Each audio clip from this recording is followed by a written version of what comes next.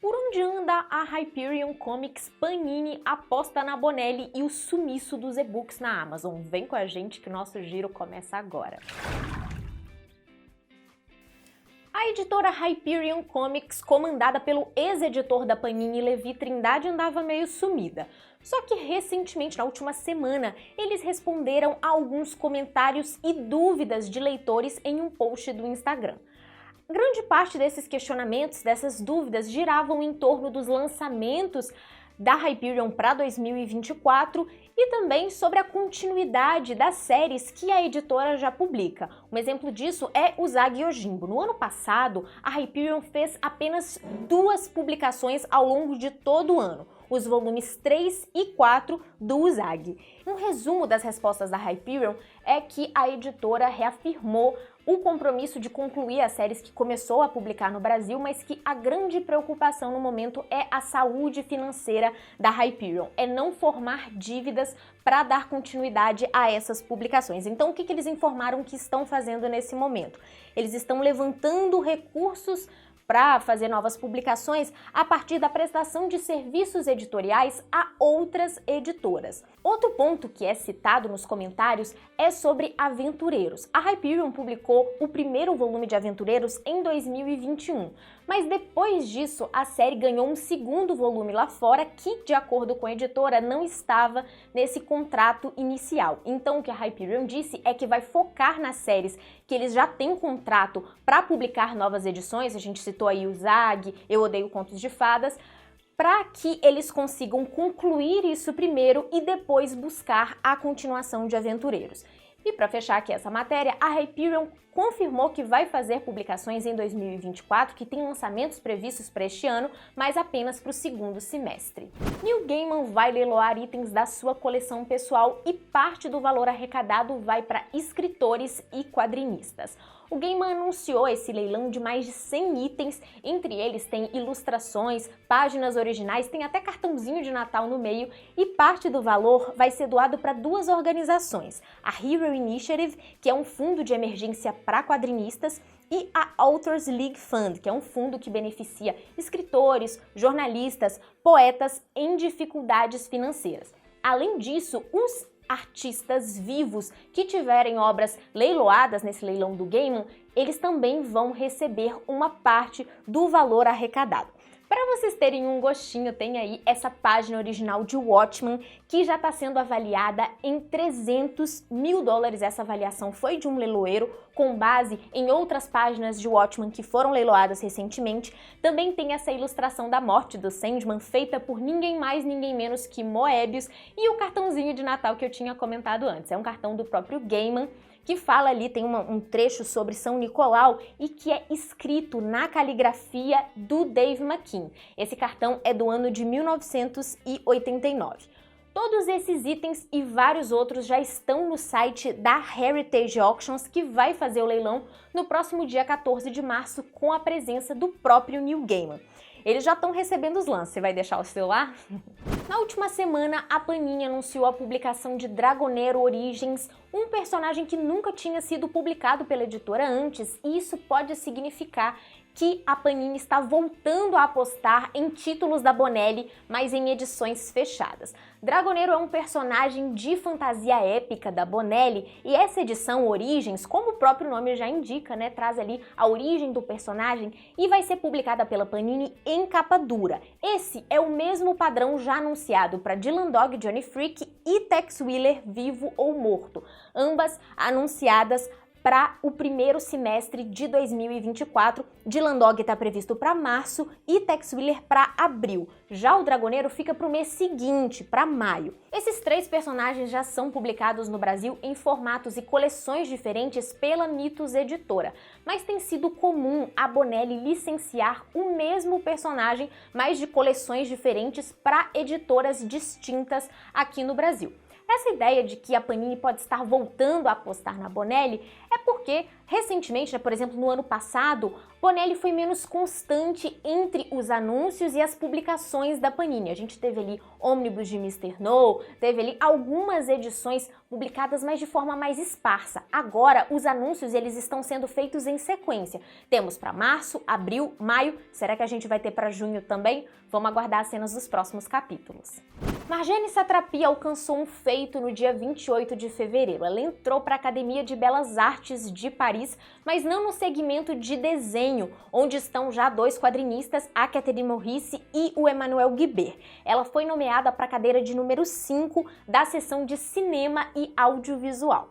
É claro que o marco, acho que o auge da carreira da Marjane está ali nos quadrinhos com a publicação de Persépolis, que é um clássico, mas faz um tempo que a Marjane comenta que não tem mais interesse de publicar quadrinhos. Ela deu uma entrevista sobre isso no ano passado, que a gente até repercutiu aqui no Giro, e desde 2007 ela voltou a sua carreira para o cinema, desde que ela adaptou Persépolis para uma animação essa que foi indicada ao Oscar. O filme mais recente da Marjane, para você que tem interesse aí de descobrir outras produções da quadrinista, também cineasta, é o Radioactive, que é uma obra centrada na vida da Marie Curie e que teve distribuição pela Netflix. Aliás, a Marjane figurou no noticiário francês nesses últimos dias por outro motivo também. No dia 12 de março vai ser apresentado ao público um painel que ela idealizou para as Olimpíadas de Paris deste ano.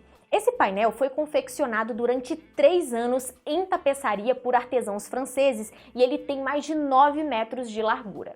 A Amazon volta a ser pauta aqui no nosso Giro porque nesses últimos dias ela retirou da sua loja livros digitais que são distribuídos pela Bookwire. O que é a Bookwire? É uma distribuidora de e-books que é uma líder desse segmento. Para vocês terem uma ideia, ela trabalha com cerca de 700 editoras só no Brasil e distribui mais de 80 mil e-books. Essa remoção aconteceu por causa de um impasse nas negociações relacionadas ao fim do contrato entre Amazon e Bookwire. Essa é uma negociação global, ou seja, não é referente apenas ao Brasil e ela está em curso no momento.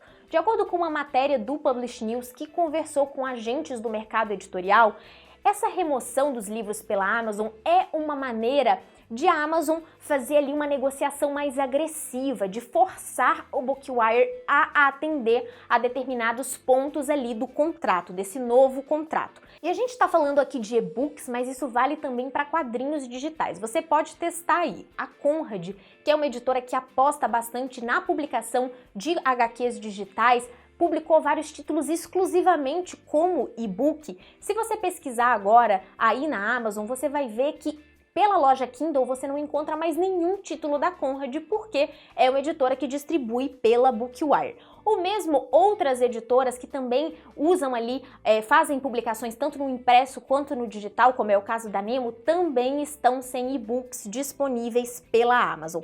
E para ambos os casos, você também pode pesquisar em outras plataformas de leitura digital, como é o caso da Esquilo, e lá vão estar disponíveis esses quadrinhos digitais. Vale reforçar ainda algo que o Publish News fala nessa matéria. Algumas editoras têm contratos diferentes com a Bookwire ou negociam os livros digitais diretamente com a Amazon.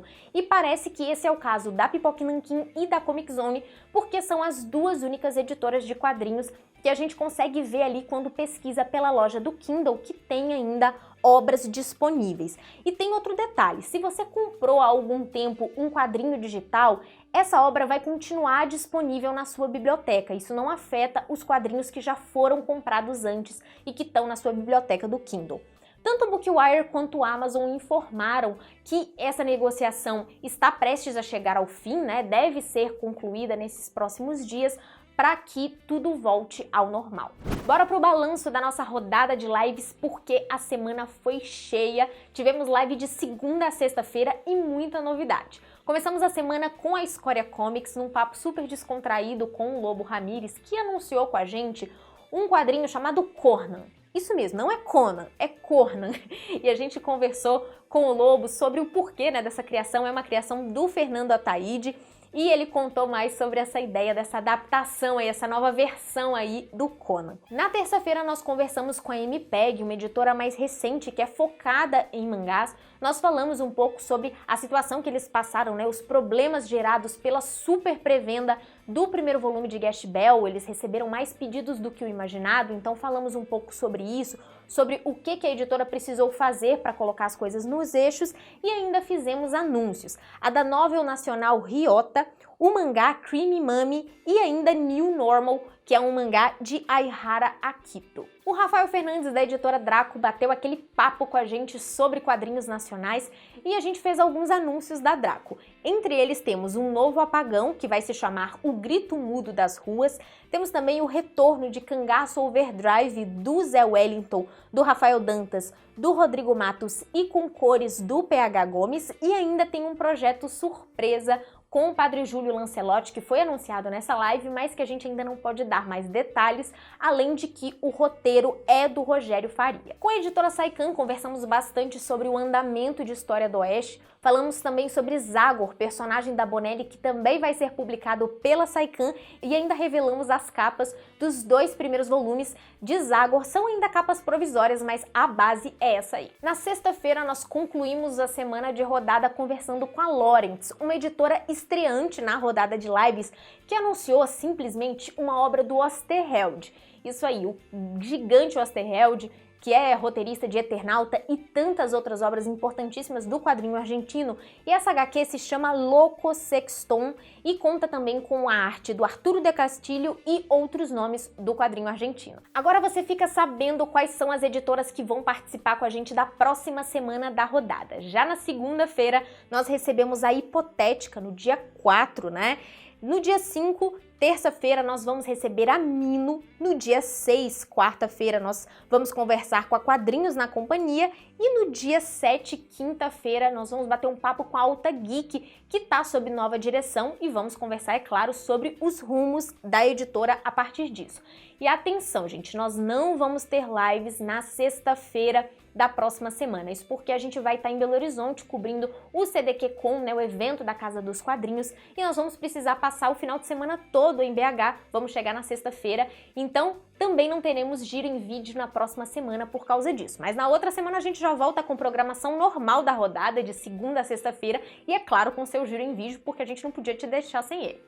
Bloco de pré-vendas, vamos começar com Não Era a Israel que Meus Pais Prometeram, do Harvey Pekar, com arte do J.T. Waldman, e esse é um quadrinho que a Veneta nem tinha anunciado, ela já lançou a pré-venda direto e a gente já imagina que é por causa do momento atual. A Veneta, que já tinha publicado Palestina, agora publica um quadrinho em que o Harvey Pekar comenta um pouco sobre a desconstrução da visão dele em relação à visão de seus pais, que eram sionistas. A previsão de lançamento é para o dia 22 de abril. Também entrou em pré-venda Ato 5, o novo HQ para todos da Conrad, uma obra do José Aguiar e do André Diniz, que já tinha sido publicada antes, mas que agora volta nesse selo de quadrinhos acessíveis da Conrad.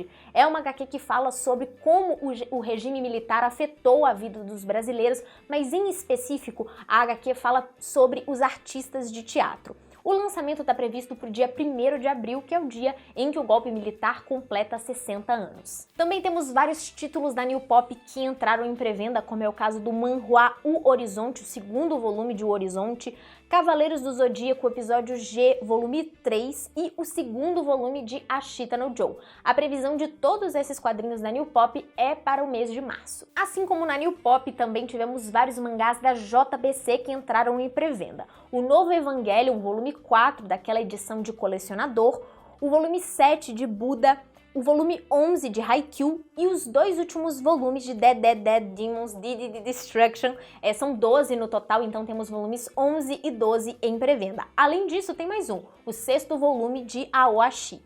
Todos esses títulos estão previstos para o mês de abril. Agora vamos para o Catarse, onde está rolando a campanha para reimpressão de Daruma, do Orlandelli. Esse é um quadrinho que o Orlandelli já tinha publicado há alguns anos, mas que agora vai voltar numa nova edição.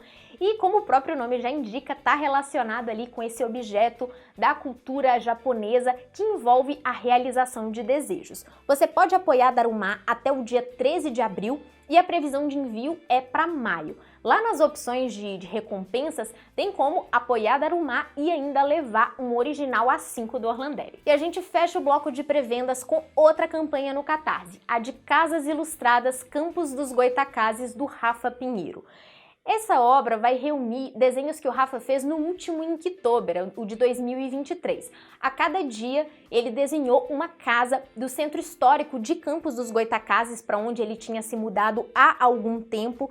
E ele vai trazer, além das ilustrações, algumas observações, porque o Rafa é arquiteto de formação, então, além das ilustrações, tem ali alguns detalhes sobre essas construções antigas nas páginas. Você pode apoiar esse projeto até o dia 28 de março, e a previsão de envio é para junho. O giro de hoje fica por aqui. Obrigada pela sua audiência, pelo seu like, pela sua inscrição aqui. A gente espera que você continue aqui no nosso canal para a rodada de lives da próxima semana. Temos várias lives e várias editoras bacanas para você conhecer, para você acompanhar. E a gente também te lembra de entrar no nosso canal do Telegram. Esse acesso é totalmente gratuito e lá você fica sabendo tudo que o Fora do Plástico postou no Instagram, aqui no YouTube. Enfim, é um ótimo jeito de acompanhar todo o nosso cenário de quadrinhos com as notícias que a gente traz para você. Você também pode apoiar o Fora do Plástico em apoia.se/Fora do Plástico. Esse apoio é o que mantém todo o nosso conteúdo, então se você gosta daquilo que a gente faz, que tal apoiar? Você mesmo escolhe o valor do apoio. A partir de R$5 você já está apoiando o Fora do Plástico e a partir de R$12 você recebe recompensas. Com R$25 você pode fazer tudo. Tem clube de leitura, tem a participação nos nossos grupos, sorteio todo mês, enfim, várias coisas legais para quem nos apoia e faz com que a gente consiga continuar com esse projeto aqui. Até a próxima!